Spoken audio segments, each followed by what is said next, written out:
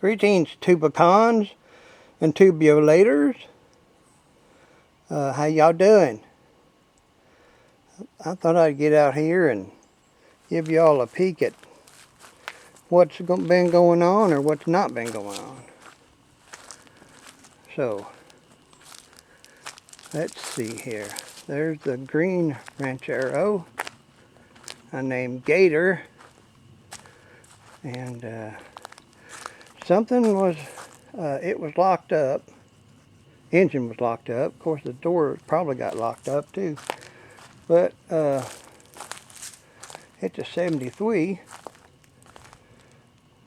So, is this big? That's big. This is little. So, I got to looking around and spraying around and goobing around, and I got it to move. And it'll move almost a whole revolution. A whole turn. Don't say revolution around here.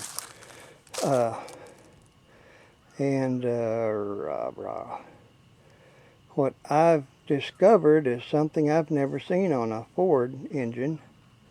Seen it on General Motors and stuff pretty well, fairly often.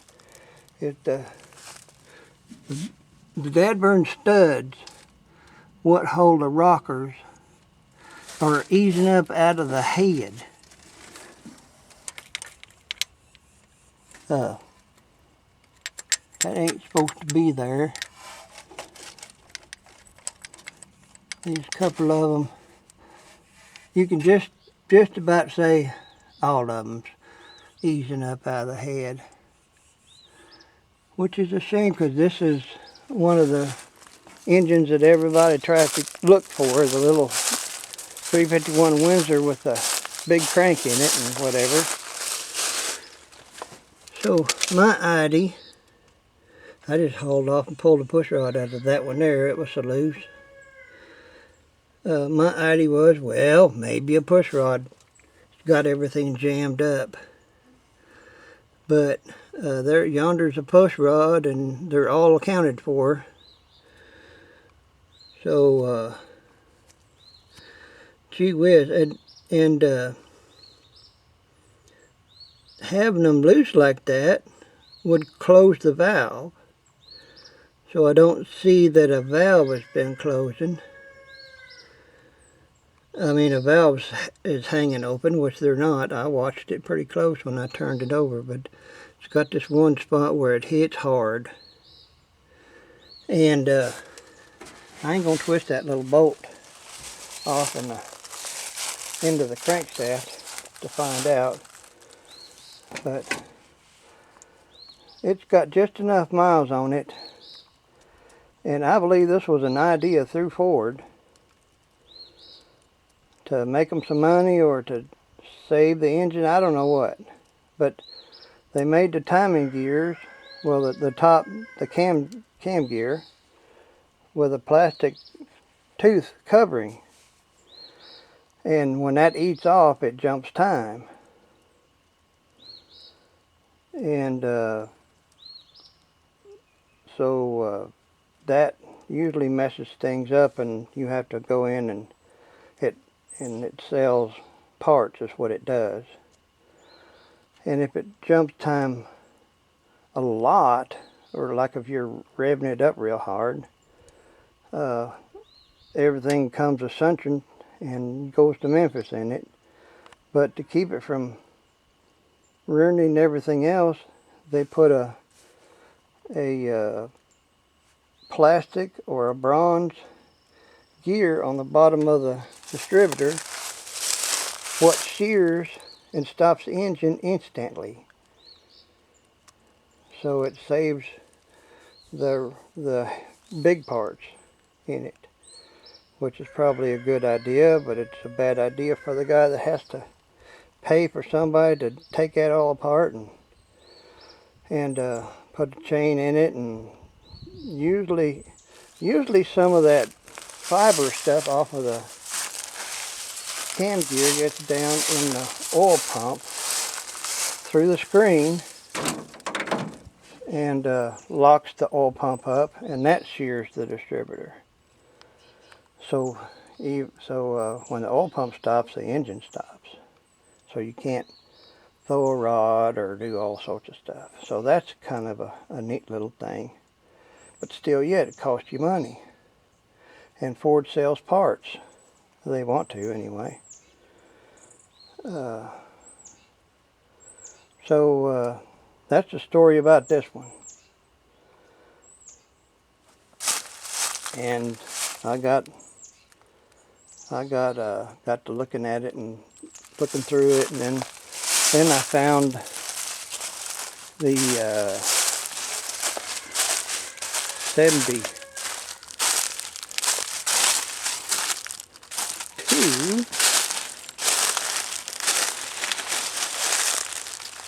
and I started playing with it. So that kind of knocked that one in the head for me playing with it. There's only half of me left, and I got to use me sparingly, kinda, for once.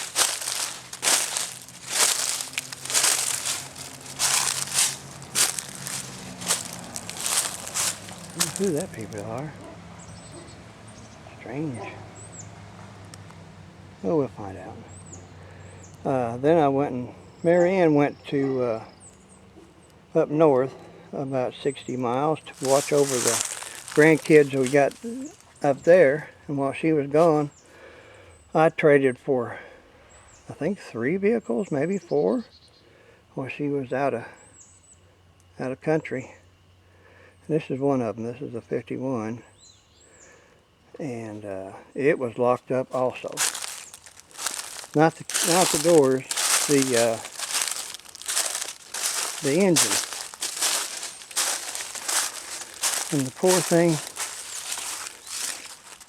hath a Flathead in it, Flathead V8.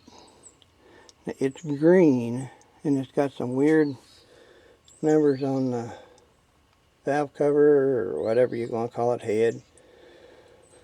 So the engine in here is supposed to be, I think, red, but it's green. So it could have come out of a truck, or it could have come out of an airplane. Who knows?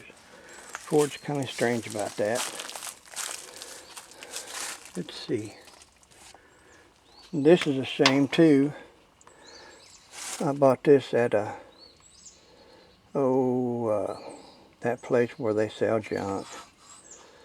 They got the little Santa Claus out there ringing the bells and stuff. We give some money to one day before yesterday. Goodwill. Salvation Army, that's what it was. It was Army, Salvation Army. And I had high hopes about this, because these folks are really good. And but when I got it home, it wouldn't play. It's all goobered up. I guess some kids has had it, or people that don't know any better, and they've gooped it up. But I want to make an example of it, because I got this thing broke loose, and again, you don't twist on that big bolt down there unless it's just almost stuck. But this was stuck pretty hard, and I put goober stuff in the heads or block or whatever. It had it soaking for about 2 weeks, and no go. So let me put this down, and I'll pull this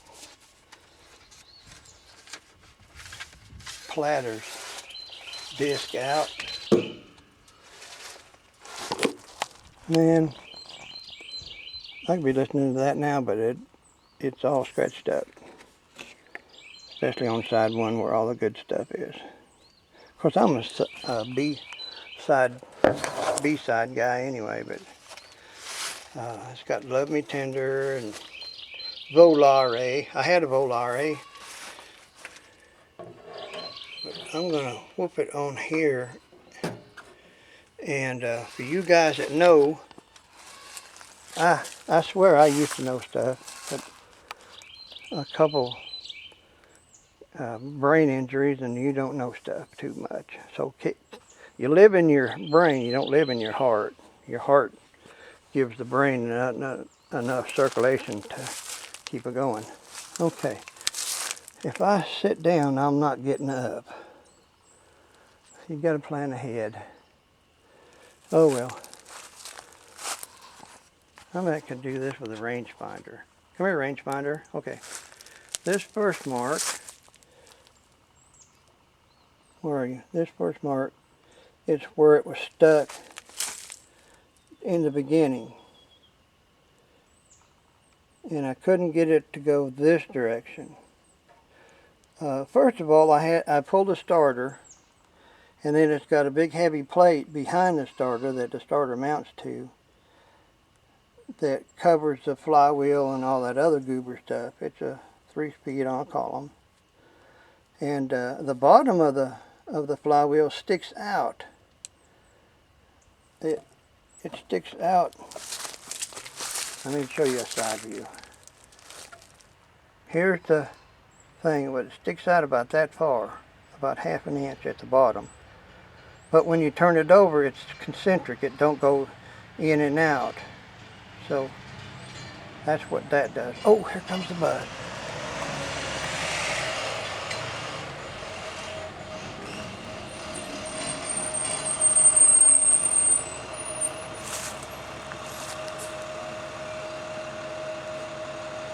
We're going to see our grandson get off.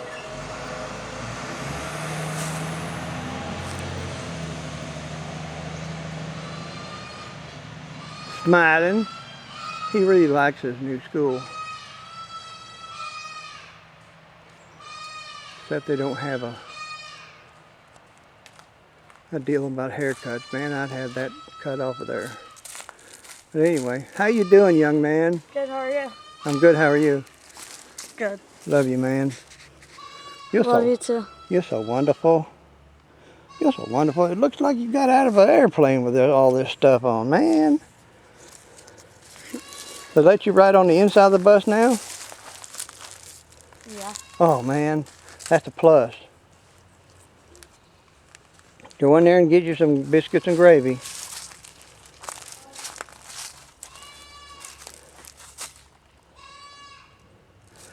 This is hot. I love him. Now, see, why couldn't I have a boy like that? I don't know. We're getting more people on this road. I may have to move back farther in the woods. So anyway, going back to the record, I finally busted it loose, but it would only go in this direction. Doing it one tooth at a time with a screwdriver. And then it got here and it stuck. Once more, it wouldn't go any further. So I went like this about 4 million times. And then I would go, oh, no, there. It's not completely a half around. It's some kind of a weird thing. So I would go like this, with a screwdriver, you know, one that won't tear the world up. And then it went, and it wouldn't go again. So what would make it turn that far and then stop, dead stop? Looked like in all this rotation, everything in the engine would have been moved. I mean, the pistons and the carburetor valves and the Johnson box and the drill and the fire rod but anyway, I finally got it to go that way. And it would wham, wham, wham with my little screwdriver. And so I went back around. And anyway, long story longer, I got it going all the way around. So I hooked the battery up to it, just to the starter, because it's a 6-volt system. Oh, what a shame, man. The only thing worse is if that was a Aretha Franklin record. Got it to turn over, and I mean it slung stuff everywhere. And I put my fingers in the holes, and it blew them completely out, which is a country way of checking compression. And it blew them out on this side too. You can see the little valve in there. It ain't too dirty. I drained the Earl out of it. It had probably 3 quarts too much Earl.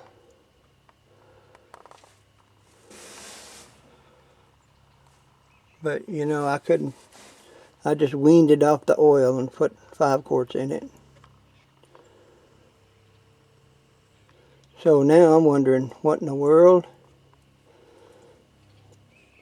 But it's something to take care of, something to learn about. I used to know stuff about flatheads and tuck them apart, and every one I'd ever taken apart, which is probably 5 or 6, not many, the dadburn thing had been, I found cracks.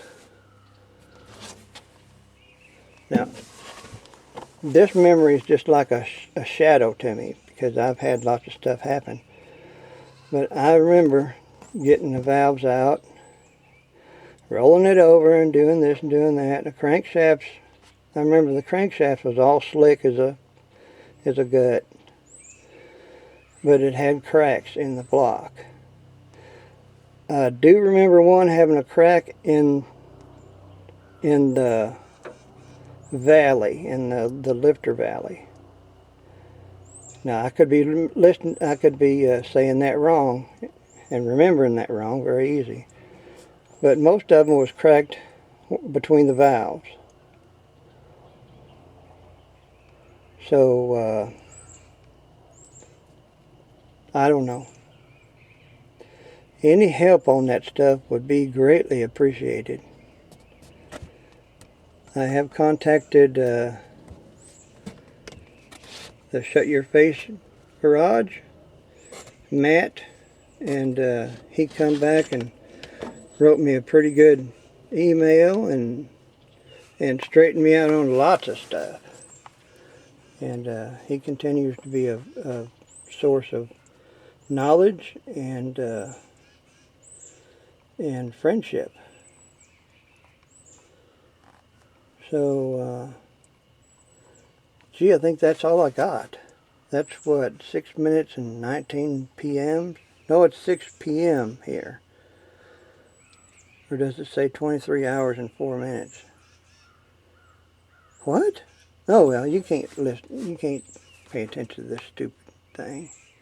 The camera's been through nearly as much stuff as I've been through. But it's the same one.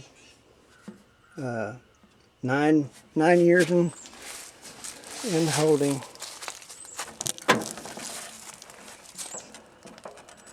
1, 2, 3 o'clock, 4 o'clock, rock. Okay. So much for Barbara Ann. But I got high hopes, of course, for this thing being a runner.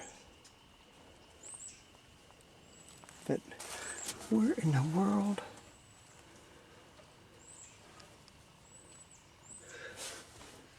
I don't see the oil filter canister on this thing. Back in there is an oil spout, spigot, that you put your oil thinning in it for your pressure.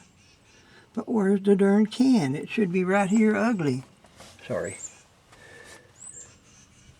I don't see it. Well, Good thing a Crossley is the same thing. A lot of Crossley parts was borrowed from Ford Flathead. And it's a beautiful day here. We're fixing to get really bad storms, they said. And we'll just get them. We'll just take what they give us, what the Lord give us. I got this rascal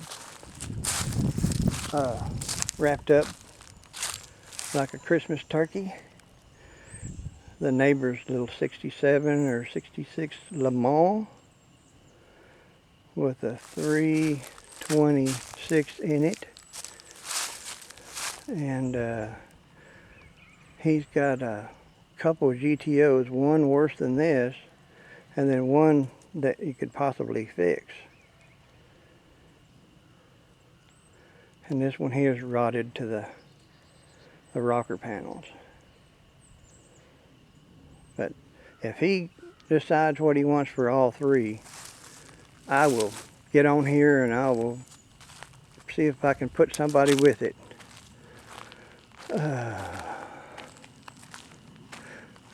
And got my TR6 up against the wall, and not touching the wall, but up against it. And I got dear old Harold sitting there. And so they're here languishing in their own gravy. I just got tired of working outside in the mud and the rain and snow. So I got an area now to work in the dry. And Dangerous Dan, the swamp man, Rusty Acres, he made that for me and gave it to me. And it weighs 50 pounds. And I've had it all over the earth, but I think I want to put it right up there, hook them lights up, and I might put them on an emotional sensor to where they come on when I come in the door or something. But that's I'm gonna have to have a forklift because that thing's it's built to stay, boy. And he gave me these lights too. Ain't these pretty? I don't think these ever been on anything. They're beautiful. I'll put them on there, probably on the bottom. And that's about it. Oh, I'm gonna, let me, what is it called? Let me tell you the bad stuff here. Now, I don't like electrical battery powered stuff, and this is just why. I've got all this stuff and it doesn't work. I've got 2 chargers, 2 batteries for my Ryobi, and they're dead and they won't charge and they won't do nothing. And my good old, what are you? I'd be ashamed too if I couldn't do no worse than that. My good old DeWalt, it died an unnatural death. And my old Milwaukee, I don't think it says old Milwaukee. No, it's a Milwaukee. It's just old. It quit. And I got 2 chargers and batteries and stuff with it, which doesn't make a difference. So I just got a bunch of unusable stuff. Unless anybody's got an idea of what to do. But however, they're good till they're not. That's what he said, and then he went and got him one with a cord, a proper cord, like a real man's got, where you can plug it in and they'll work. They'll work every time. Okay, I think that's it. Let's go back out here in the sunshine.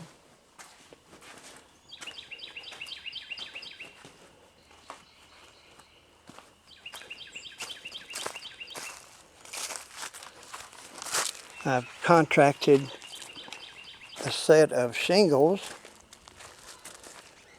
which I had gotten shingles before, and it hurt terribly because it's your let me get out of the sun. It's your nerves, the nerve endings exploding. As far as I know, thank you, Dan. As far as I know, it's your nerves exploding and being out there where anything can touch it, and they fester over it. It really makes you want some ice cream. But I've got that pretty bad, and I didn't note it. I didn't notice because I got all this other stuff jumping on me. So that's a good and a bad thing. To have shingles and not let them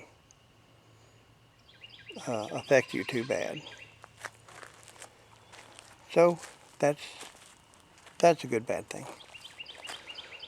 And I'm going to say sorry not ya, toot ya, and I'm going to say that I love you as always and forever.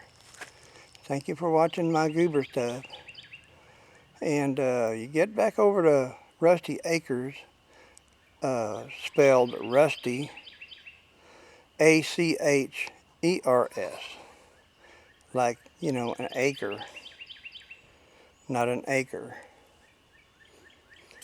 Check him out. He's got some pretty cool stuff going. He's a good man, not unlike the rest of y'all. Don't know about me yet.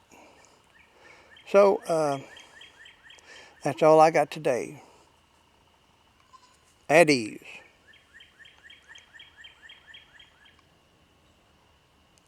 I plumb forgot which one. I just turned the main. I just pulled the battery out of it.